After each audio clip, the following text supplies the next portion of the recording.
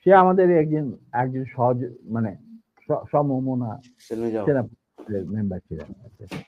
ওনাকে বন্দি করছিলেন, মূল কারণ ছিল ওই ভারত যে 16,000 কোটি টাকার জিনিসপত্র চুরি করে লুট করে নিয়ে গেছিল বাংলাদেশ থেকে, যেটা পারমিশন দিয়েছিল মুজিব সরকার, মানে তাজউদ্দিন সরকারের মুজিব সরকার। তার বিরুদ্ধে he was the man who spoke out, যে আমি একটা জিনিস বনগা দিয়ে কোনো ট্রেন যেতে দেবো না। সেই জন্য তাকে অ্যারেস্ট করছিল। পরে বসে মুক্তিযোদ্ধাদের আমাদের চাপে ছাড়িয়ে দিতে বাধ্য।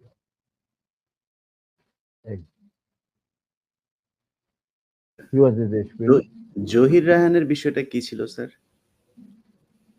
দেখো, আমরা তো আর্মিতে চাকরি করতাম, তো বাইরে কি হচ্ছে, তবে কিছু জানতাম। স্বপন টপন এরা ছিল, সব ক্র্যাক সবাই চেনা। আমি তোমাকে বলবো, যুদ্ধের সময় শেষ পর্যায়ে একবার দীপুধর কলকাতাতে ভিজিট করছিল। ভিজিট করার সময় as a foreign minister Khondaker Mostaq তার অনারে একটা চা চক্রের বন্দোবস্ত করে 19 নম্বর থিয়েটার রোডে, মানে মুজিবনগর সরকারের পীঠস্থান। সেইখানে আমি উপস্থিত ছিলাম, আর অনেকে উপস্থিত ছিল। মাহবুব ছিল, তৌফিক রায় চৌধুরী, দুল কাদের খান, ডক্টর কামাল সিদ্দিকী, আরো অনেকেই, যে সচিবালয়ে যারা থাকতো বড় বড়। সেখানে আমরা জটলা পাঠায় তখন কথাবার্তা বলছিলাম যে নব্য স্বাধীন বাংলাদেশকে কিভাবে গড়ে তোলা যাবে। বিভিন্ন জন বিভিন্ন রকম কথা, বিভিন্ন অঙ্গনে কি করতে হবে না হবে, এই সমস্ত আলাপ হচ্ছিল ওভার দি কাপ অফ টি। আর দীপি ধর ঘুরে ঘুরে প্রত্যেক গ্রুপের কাছে গিয়ে শুনছিলেন যে কি কথাবার্তা হচ্ছে। একসময় আমরা যখন কথাবার্তাতে লিপ্ত, দীপি ধর আমাদের কাছে আসলেন। আসা তখন আমরা ডিসকাস করছি যে বাংলাদেশে ইকোনমি কিরকম হবে, ইকোনমিক পলিসি কি হবে, কৃষি ক্ষেত্রে কি হবে, চিকিৎসা ক্ষেত্রে কি হবে, এই সমস্ত ব্যুরোক্রেসি কিভাবে রিবিল করা হবে। তখন দীপি ধর আমাদেরকে, আমরা নোটিসও করে নিই যে সে এসে দাঁড়িয়েছে, সে আমাদের কিছু বয়, gentlemen, listen to me. You don't have to bother about all this thing.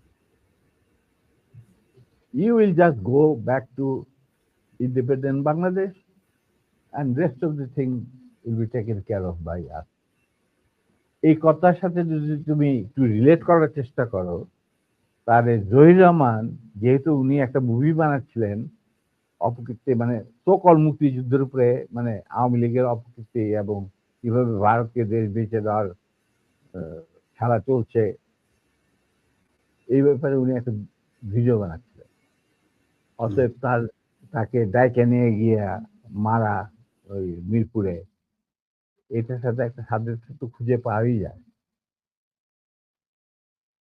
যদিও এটা প্রমাণিত নয়। স্যার, যুদ্ধে 30 লক্ষ মানুষ মারা গিয়েছে, নারী সম্ভ্রম হারিয়েছিল পাকিস্তানি মিলিটারিরা। 30 লক্ষ তো নয়, শোনো, এই 30 লক্ষ কথাটা জন্ম নিল কেমনে, সেটার ইতিহাস বোধ হয় আবার বইমেজে লেখাতে। আমি তোমাকে আবার স্মরণ করার জন্য তোমার ছোটদের বলছি, মুজিব যখন ইংল্যান্ড মানে লন্ডন হয়ে ইন্ডিয়া হয়ে বাংলাদেশে আসবে, লন্ডনে উনি কয়েক ঘন্টা যাত্রা বিরতি করেছিলেন। এগুলি সব অর্গানাইজ করেছিল পাকিস্তান সরকার।